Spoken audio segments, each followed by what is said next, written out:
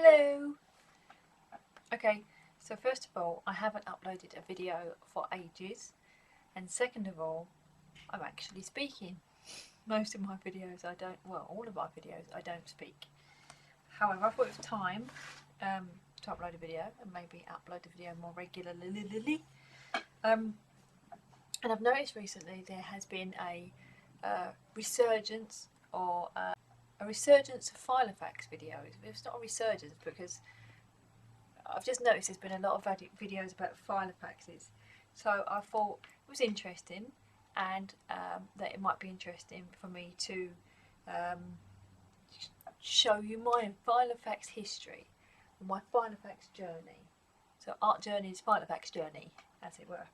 So I actually thought about doing this video 3 months ago, maybe more than 3 months ago, maybe 6 months ago, and it took me almost all that time to find all the Filofaxes from their different hidey holes. Some was in the loft and some were archived away in you know, places where I had to dig deep to find them. So I'm going to go through them all. Well, I'm not going to go through them all, that sounds awful. I'm going to go through the history of where I started and you know, how long I've been using Filofax. So I'm going to call this Filofax Filofax number 1, the Filofax that started it all. But it's not the case. I know there was actually one before this, and I know that it was a cheap and nasty, plasticky Filofax that either fell apart or I decided to upgrade it. And this was the Filofax that I used when I first really started working in real-time market data, and I needed to be very organised and know where I was going to be at any step of the time. And so this one was the hardest Filofax to find while I was searching around, because it hasn't been used for a very long time and it was hidden away somewhere. So, and I haven't actually opened any of these or taken any of the contents out. So they're going to be like little time capsules of the times that they were last used. So here's the one that I'm calling Filofax number 1. So okay, it has a very old calculator in there, which, as it's solar, I'm trying to see whether it still works. 5 plus 5 equals 10. It still works. There seems to be a floppy disk. Don't know why they're called floppy disks, because they were never floppy. In there, which obviously is starting to date it a little bit. There is a 1996 something or other calendar. Front page of a day around a 1996 calendar. Ooh, and some photos, which I'll just have a quick peep, just in case they're... I wasn't expecting them to be dodgy, I just didn't want to show any photos of people that might not want to be shown. But it's actually a picture of, this was the first house that I bought in London. So you're trying to work out if that dates it earlier than 1996 or not. But let's go with 1996. And we have a little Larson calendar on what you guys all call the fly leaf now. Which there is a sticky under there which has got someone's phone number on it, and I'm not gonna show it. Interestingly enough, I must have no, not going to show it. There's a Larson cartoon that used to tickle me, and there's going to be the personal details on the piece in there. Yep. So go straight onto this section here, and this is the diary section. But I have what looks like a to-do list, and it's dated 20th of June 1997. And this looks like a project I was working on, because I've got it broken down. It says major at the top, and then minor, and then documentation. So this would have been a project I was working on, and actually quite technical for the time, printed on personal paper and double-sided, and obviously hole punched myself, or I fed the paper into the printer, I don't know. But that would have, I've kept, look, there's 2 actually. This one's dated 7th of May 1997, and this is looks like a different project. So I look like I've broken the projects down. This one's on purple or lilac paper, and this one's on green paper, and it's broken down all the tasks that I've got to do, including report to the project manager. So these would have been projects that I was working on, and very important, you know, milestones within the project tasks that had to be done. So it looks like I was working on 2 major projects at the time. And then this is a 1999 vertical year planner. So that ties in with the fact that though these projects are dated 1997, they were probably going to be 2-year projects, because they're still in the calendar when I'm using the 1999 calendar. And this, I used to use these to break down the travel that was happening throughout the year, because I used to do a lot of travel, and I needed to make sure that I knew where I was, and if I could do a site visit or client meeting. So this shows you at the end of July and beginning of July, I was just finishing a trip to Sorrento, and then I was on call for the weekend, and then I was in Dublin, and then I was in Frankfurt, and then there was a gap when I was doing no travelling. Then I was in Paris, and then I was going to Cornwall for the eclipse, August 1999. Then there's a break again, and then I'm in Luxembourg, and it looks like I was planning a week in Greece around the time of my birthday, because it's penciled in. These are in pen, and I'm guessing I must have had some kind of colour code in there, because I have the bits when I'm visiting sites, out of country sites, in red. I have the personal in black, so Sorrento was a personal visit, Cornwall was a personal visit, and the blue is stuff taking place at home. So it's obviously I was working those weekends on projects at home or client sites in the UK. So then we go on to the calendar, and this used to be my favourite type of calendar, actually, the 2 days to 1 page, and with no time segments, because I used to like, let's try and find a page that hasn't this perfect example. 11 o'clock I had a project meeting, at 1:30 I had a project meeting, at 3 o'clock I had a meeting, at 4 o'clock I had a site visit, and at 7:30 to 9 o'clock I had to do some work. Finishing at 9 o'clock was pretty normal. I used to work extremely long hours when I worked in the city. So that was pretty normal, but that's why I prefer being able to break down my time and not be structured to the ones that have 9 to 5 or even 8 to 6. This one shows that I can put in whatever times the times that I need to put in there. So and there's day planners in here as well, which I still use these today. When I had a busier day, so here we can see here I've got 9 o'clock, 1 o'clock and 1:30. I've got nothing after 1:30, so it's probably back to the office, documentation, working on some of these project tasks or whatever. Actually it looks like I was in Ireland, but I broke down, when I had busier days, I used these day planner pages. So at the top here I've got that I had 3 appointments that day. I had an 11 o'clock meeting, a 1:30 meeting and a 2:30 meeting, and then I had these tasks to do, and these, don't forget, it's calls to make by the looks of it. It actually looks like I was in Ireland, so I was probably making sure that the days that I was in Ireland I was covering all the tasks that had to be covered while I was there, and not wanting to miss anything. So yeah, it says Dublin, and straight home from Dublin and straight on to Cornwall. So that's the diary part of things. Oh, and this is typical of what I used to do, is if I needed to write something down, I'd grab the nearest thing, and this is a napkin for a restaurant that used to, a sandwich bar in London, and I've written what looks like a Unix, it is a Unix patch upgrade, it's dated.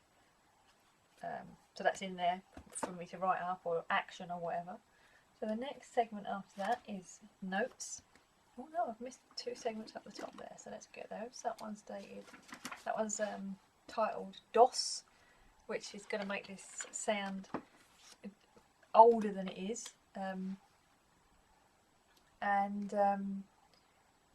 This isn't. This makes it sound really old, you know, before Windows kind of thing. There was an operating system called DOS. It's not that. It's just that the software that the company that I used to work for, it used to run on DOS. So there were some commands that you needed to know. Windows did exist. It's not that old. And then there's a ASCII character code set, which is still useful today. And then there's a segment called TTS, which is TTS, Training Room Systems, and that seems to be missing, so I'm guessing that was taken out and put into another Filofax.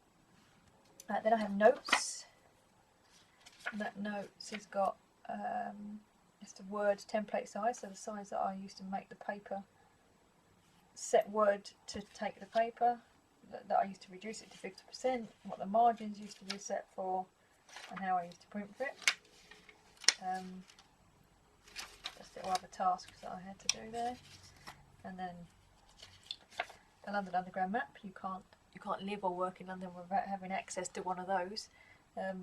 This one is very out of date. It's not got the Jubilee line extension on it, and in fact it is, and it's only got the first line that was ever built in the Docklands Light Railway. There's not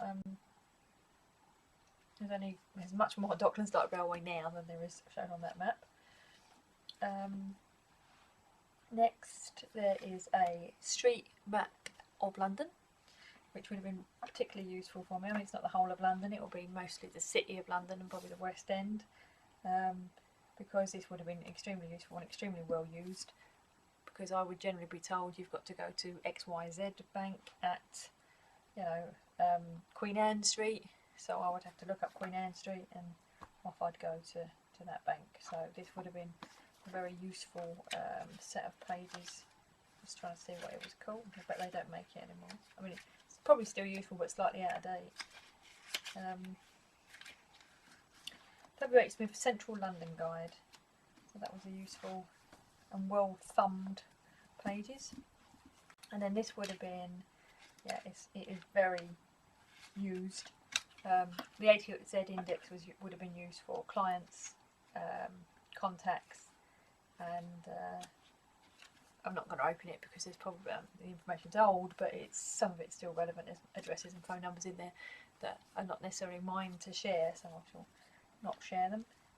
And then at the back there looks like I've got some old credit cards and some old pay slips and some things like that.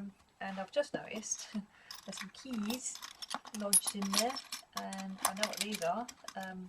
These are a set of comms room keys. Anyone who works in IT will know that most banks have comms room, communication rooms, where all their servers and PCs and IT equipment is kept.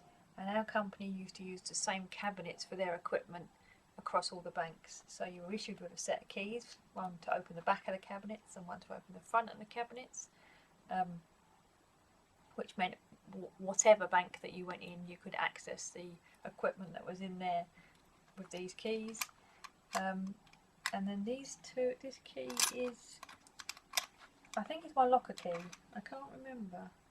It's got a number on it which would seem to imply that it's a locker key, but I can't actually remember what that key was. It may have been for a different cabinet, but I don't think it was. So this, I mean, this Filofax used to go everywhere with me. As you can see, it's very well beaten. It's the leather's cracked and peeling, and I do remember using it ever such a lot. It used to be stuffed with napkins and bits sticking out, and you know, notes that needed to be written out, or addresses or phone numbers. I mean, there are still loads of stickies in there. They're just well stuck over time.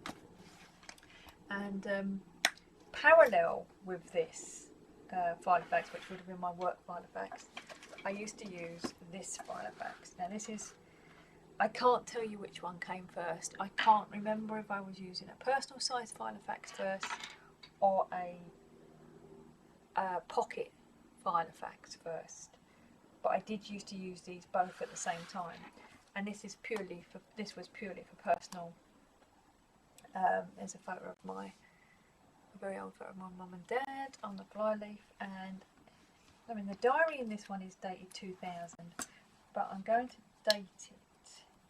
See if I can date it older than that. What's in here? There's an optician's prescription, optician's record, and that is dated 96. So I was using this in 96 to 2000 at least. I mean, you can see the today tab is badly broken, cracked, it's lost its suppleness. But this was very much used for personal information. So a very small calendar with just birthdays and such like, and things that I was doing, people's personal information of where I was going and what I was doing, people's weddings, stag do.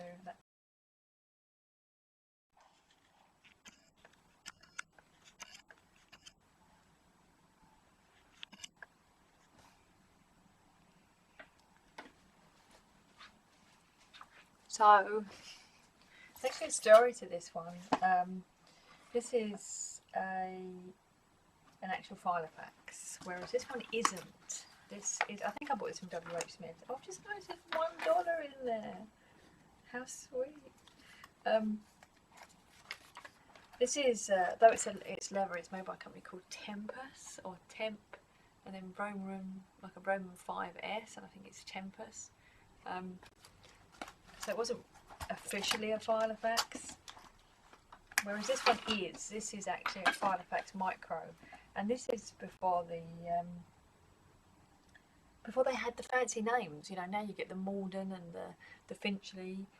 This is just called Filofax Micro, made in England, real kid leather. That's all it says. And this clip bit came off. It came out, just overuse, just fell out. And I went to City Organiser in London, and I think I went to buy a new one, and I basically took this one in there and said, you know, I want a new one this size, because it wasn't like there is today, where you know, there's just a ray and you go in there and you take them. You sort of went in there and you showed them told them what you want it for, and they sold you one. So I took this in there and I said, you know, I've had this a while, and the clips come off, and they went, oh no, Filofax are guaranteed against wear and tear, and we'll send it off and we'll get it repaired for you. And they did. And you can see actually now, this is a very soft leather, a very, very worn out soft leather, but the strap is almost like a pebble leather, and it's almost faded to a different colour. So whereas this is black, this almost looks brown. So it does look quite different, but that's part of its history, is that was replaced. I used it for a very long time. So these two are used in tandem with each other. This always in my handbag, this always in my briefcase. And the fact that this one used to be filled with napkins with phone numbers on them, or Unix codes, or leaflets and stickers and letters and bits and pieces, was the reason why the man that I was dating at the time bought me this. Now this is a Prada planner. Obviously I can't call it a Filofax because it's not made by Filofax. It's made by Prada, and it's leather. And he started dating me, and decided that I needed an upgrade. It was you know, we was earning big money in the city. We had disposable income. We were the perfect suckers. And so this was bought for me as a Christmas present, and specifically bought because it had the zip. Because if you'd ever seen this when it was full flow, if you dropped it, it was like an explosion. So the zip was to keep everything in. But it was an age-old problem. When you have something tatty and well used, you don't mind using it. When someone buys you something expensive and nice, you kind of don't want to ruin it, so you end up not using it. So this was never really used with the same passion as this one was. So this is the receipt, the original receipt. the smell of leather as you open it is really strong. Yeah, it was bought on the 17th of December 1999. So actually I was still using, so just at the end of this one, which is why the calendar in this one goes up to 1999, I started using this one. It's Prada Heritage. It was £387. Crazy money. Absolutely crazy money. There's some photos and some pages, empty planner pages in there, which I still use today. And the calendar it's in here is 2003. So I am using, looks like I am using it a little bit, but nowhere near, obviously up. I bought a new version of the maps. How wonderful. They might be more relevant. But you can see that, I mean, stuff's been taken out of it. There are work things. There's the TTRS stuff in here. So it did come out. Obviously bits of it became irrelevant and I crossed it out. But it does look like I did use it. I mean, this is, so it was used, but then it just got stopped being used. And I would like to say it got stopped being used because it got superseded by another Filofax, but I know for a fact that's not the case. That it got superseded by something called a compact iPack, which was one of those first organiser things. And I was actually going to dig that out the loft and you know, bring it in this archive history of Filofaxes, but one, it's not a Filofax, and two, I couldn't find it. But I do know what came next after these three.